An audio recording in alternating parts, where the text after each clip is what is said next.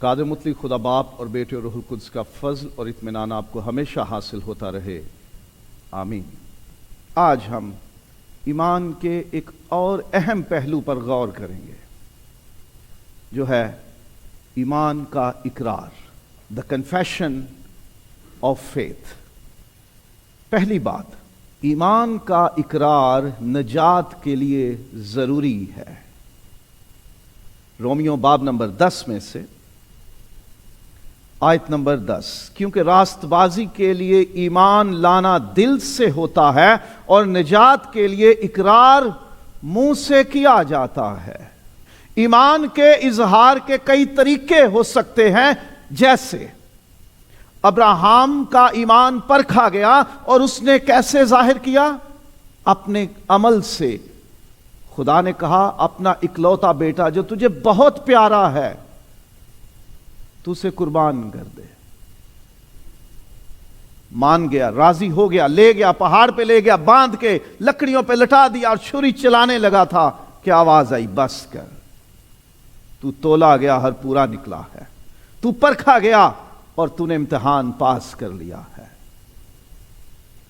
ابراہیم ایمان کا اظہار کرتا ہے ایک عمل کر کے، لیکن ابتدائی طور پر کسی بڑے کام کی مشق کرنے سے پہلے یہ ضروری ہے کہ ایمان کا اقرار منہ سے کیا جائے۔ ہم بہت سی باتیں دل میں رکھ لیتے ہیں، ہاں جی ہمارے دل میں تو یہ بات ہے، لیکن کہی کیوں نہیں؟ محبت ہمارے دل میں ہے لیکن ظاہر نہیں کرتے، کبھی کہا نہیں کسی سے۔ کسی کا کوئی کام اچھا لگتا ہے اور ہم اس کی تعریف نہیں کرتے، دل میں اچھا کہہ لیا، فائدہ کیا ہوا؟ اس کو تو نہیں پتا چلا۔ آپ جو ایمان رکھتے ہیں اس ایمان کا منہ سے اقرار کرنا ضروری ہے نجات کے لیے، نہیں تو کوئی بھی کہہ سکتا ہے دل میں تو ایمان ہے نا، وہ تو ایمان رکھا ہوا ہے، وہ کون جانتا ہے؟ اب دنیا کی کسی عدالت میں چلے جائیں اور کہیں سچ میرے دل میں ہے، بس تو جج کہے گا بیان کرو، نہیں میرے دل میں ہے، تو آپ کی سچائی مانی نہیں جاتی۔ آپ کوئی ایگریمنٹ کرتے ہیں، آپ کوئی کانٹریکٹ کرتے ہیں، آپ کوئی وعدہ کرتے ہیں، آپ کوئی معاہدہ کرتے ہیں، آپ کوئی ڈیل فائنل کرتے ہیں، تو اس کے لیے کہنا میں نے دل میں فائنل کر لی تھی، بھئی کہا نہیں آپ نے کہ ہماری ڈیل ڈن ہو گئی، میں ایگری ہوں، اظہار کیوں نہیں کیا آپ نے سائن کر کے؟ میں نے دل میں ارادہ کر لیا۔ تو وہ دل میں کیے ہوئے ارادے انسان نہیں پرکھتے، خدا تو جان سکتا ہے، لیکن زبان سے اقرار ایمان کا بہت ضروری ہے، اور خدا کے کلام میں لکھا ہے کہ راست بازی کے لیے ایمان دل سے تو لایا جاتا ہے، لیکن نجات کے لیے اقرار منہ سے کیا جاتا ہے۔ جب تک اقرار نہیں ہے ہم یہ نہیں سمجھ سکتے کہ آپ نجات کو سمجھ چکے ہو، نجات پر ایمان لا چکے ہو، نجات دہندے پر ایمان لا چکے ہو، خدا پر ایمان لا چکے ہو کہ نہیں۔ سو ایمان کا اقرار نجات کے لیے بہت ضروری ہے۔ ایمان کا اقرار خدا کے سامنے، خدا کے حضور کیا جاتا ہے۔ جیسے نکاح ہوتا ہے تو کہا جاتا ہے جی آپ خود کو خدا کے حضور اور خدا کے لوگوں کے روبرو جانتے ہوئے، خدا کو حاضر جانتے ہوئے سوالوں کے جواب دیں اور قول اقرار کریں۔ ہم جب بھی ایمان کا اقرار کرتے ہیں تو ہم خدا کے حضور کرتے ہیں کہ اے خدا، میں اپنے مکمل ہوش و حواس میں، اپنی پوری سمجھ کے ساتھ، میں اپنے منہ سے ایمان کا اقرار کر رہا یا کر رہی ہوں، کیونکہ اور کسی پر ظاہر کرنا اتنا ضروری نہیں جتنا خدا کے سامنے بیان کرنا ضروری ہے کہ ہم کیا ایمان رکھتے ہیں۔ سو جب بھی ہم ایمان کا اقرار کرتے ہیں تو یہ ذہن میں رکھے کہ سب سے پہلے ہم اپنے خدا کے حضور اس کا اقرار کر رہے ہیں، اور خدا کے حضور جھوٹ موٹ کا اقرار نہیں کیا جا سکتا، کیونکہ خدا کو دل کے خیال اور ارادے معلوم ہیں کہ یہ زبانی کر رہا ہے، یہ دل سے کر رہا ہے۔ سو کبھی بھی اقرار کریں ایمان کا تو ذہن میں رکھیں کہ سب سے پہلے یہ اقرار خدا کے سامنے ہے، اور انسانوں کے سامنے بھی اس کا کیا جانا ضروری ہے، کیونکہ ہم انسانوں میں رہتے ہیں، ہمیں کلیسیا کا حصہ بننا ہے، ہمیں ایمانداروں کی جماعت کا حصہ بننا ہے، ہمیں ایک گروہ میں، ایک کمیونٹی میں زندگی گزارنی ہے، ہمیں شاگردوں کی جماعت کا حصہ بننا ہے۔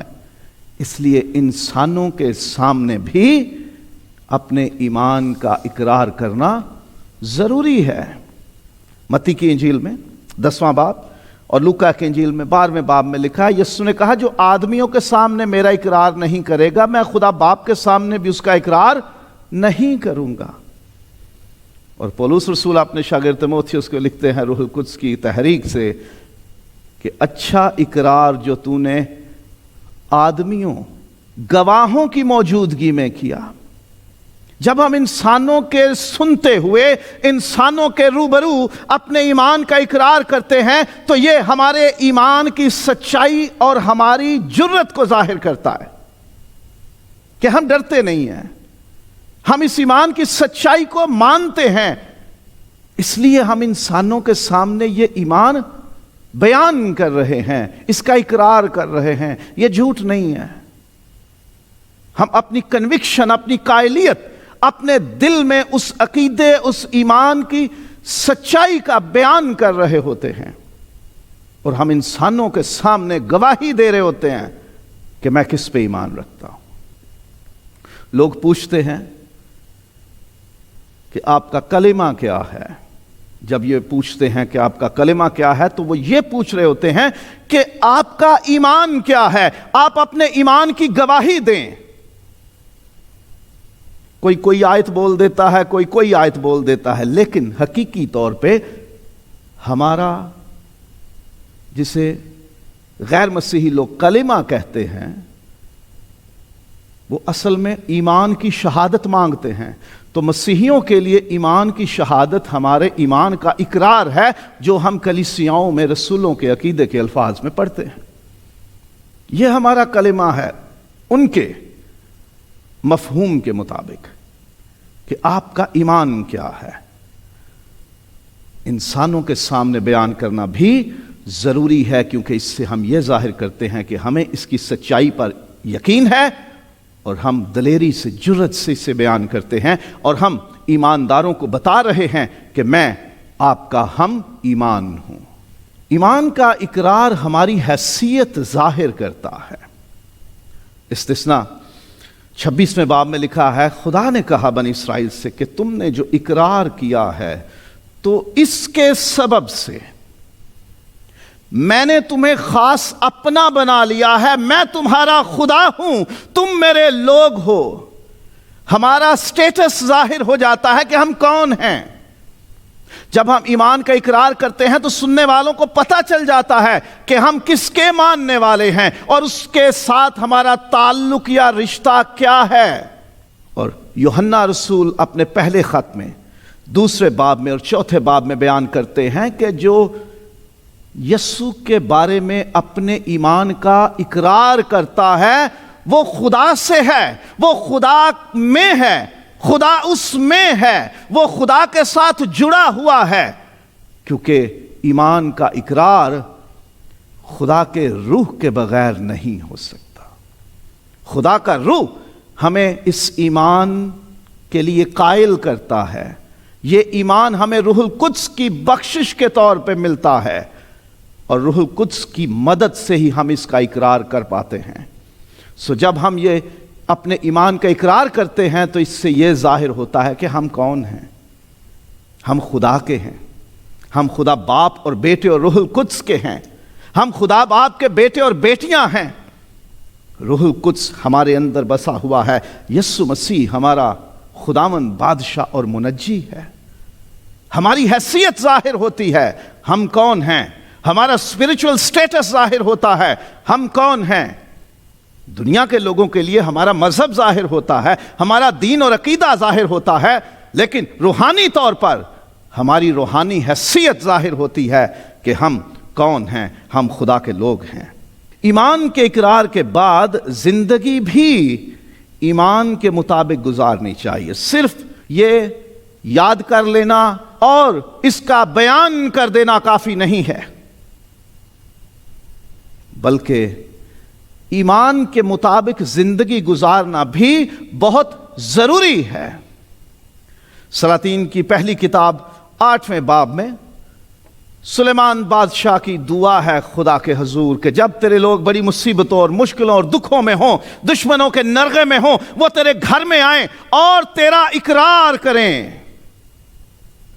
اور پھر وہ تیری راہوں پر چلیں، وہ اپنے گناہوں سے توبہ کر لیں، وہ تیری راہوں پر آ جائیں، تو سن لینا،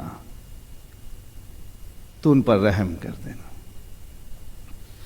عزرا باب نمبر 10 میں بھی خداوند کا بندہ اپنی قوم کو یہی سکھاتا ہے کہ تم نے جو آج خدا کا اقرار کیا ہے، اپنا ایمان پھر سے تازہ کیا ہے خدا کے حضور، تو اب اس کے مطابق چال چلن بھی رکھو۔ ہمیں اپنے مسیحی ایمان کو اپنی زندگی سے بھی بیان کرنا ہے، نہ کہ صرف زبان سے۔ ہمارا ایمان اور اس کا اقرار محض عقلی یا زبانی نہیں ہونا چاہیے، ہمیں اپنے مسیحی ایمان کے اقرار کے بعد اس ایمان کو اپنے عمل سے بھی ظاہر کرنا ہے، نہیں تو کوئی فائدہ نہیں ہے۔ وہ لپ سروس ہے۔ خداوند نے کہا تھا خود بنی اسرائیل کی بابت، یہ امت ہونٹوں سے تو میری تعریف کرتی ہے لیکن ان کے دل مجھ سے دور ہیں۔ اور ایمان کا اقرار مخالفین کی طرف سے مشکلات یا نقصانات کا باعث بھی بن جاتا ہے۔ ابلیس دشمن ہے، اس کی طرف سے ہم پہ حملے ہو سکتے ہیں۔ جب ہم ایمان کا اقرار کرتے ہیں تو مخالف قوتیں، روحانی بھی اور جسمانی بھی، وہ ہم پہ حملہ آور ہو سکتی ہیں، ہمیں ڈرانے کے لیے، ہمیں دبانے کے لیے، ہمیں نقصان دینے کے لیے، کئی طرح کی پابندیاں ہم پہ لگانے کے لیے کوشش کر سکتی ہیں۔ ہو سکتا ہے یہ یوحنا کی انجیل میں باب نمبر 9 22ویں آیت اور 12ویں باب کی 41ویں سے 43ویں آیت میں لکھا ہے کہ لوگ یسوع پر ایمان تو لے آتے تھے، اقرار نہیں کرتے تھے، اس ڈر سے کہ یہودی انہیں عبادت خانوں سے خارج کر دیں گے، ان کا حقہ پانی بند کر دیں گے، سوشل بائیکاٹ ہو جائے گا ان کے ساتھ لین دین ختم ہو جائے گا، قوم میں سے انہیں کاٹ ڈالا جائے گا، تو وہ یہ برداشت نہیں کرنا چاہتے تھے، اس لیے وہ خداوند یسوع کا اقرار نہیں کرتے تھے۔ مکاشفہ باب نمبر 20 آیت نمبر 4 میں لکھا ہے، وہ لوگ جو یسوع کی گواہی کے سبب سے مارے گئے، وہ پکارتے ہیں، ان کی روحیں ہیں آسمان پر، جو یسوع کی گواہی کے سبب سے ستائے گئے، مارے گئے، جانے گواہ بیٹھے، ان کی روحیں آسمان پر خدا کے پاس موجود ہیں۔ اقرار کے سبب، ایمان کی گواہی دینے کے سبب جان بھی جا سکتی ہے، تکلیفیں اور دکھ بھی آ سکتے ہیں، لوگ ہمارے ساتھ تعلقات بھی ختم کر سکتے ہیں، ہمیں جھوٹے سچے کیسوں میں بھی پھنسایا جا سکتا ہے، ہمارے کاروبار کو، جاب، ملازمت کو بھی نقصان پہنچ سکتا ہے، ایمان کے اقرار کی وجہ سے۔ لیکن ہمیں اپنے اقرار کو مضبوطی سے تھامے رہنا ہے۔ عبرانیوں کے خط میں لکھا ہے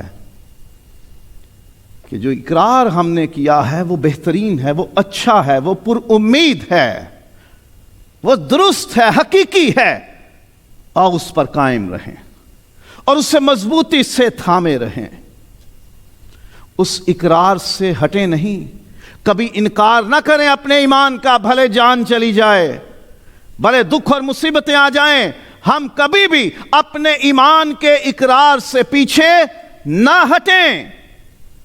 موقع ملے کہیں بھی کوئی اچھا کام کریں، کوئی اپریشیٹ تو کریں، تو کہیں میرے خداوند نے مجھے یہ سکھایا ہے اس لیے میں ایسا ہوں۔ وہ نہ بھی پوچھے تو خود کہہ دیں کہ میرے مسیح نے مجھے اچھا کام کرنے کی تعلیم دی ہے، اس لیے میں آپ کی مدد کر رہا ہوں اور مجھے کوئی لالچ نہیں ہے، اتنا سا کہہ دیں، آپ کی گواہی ہو گئی۔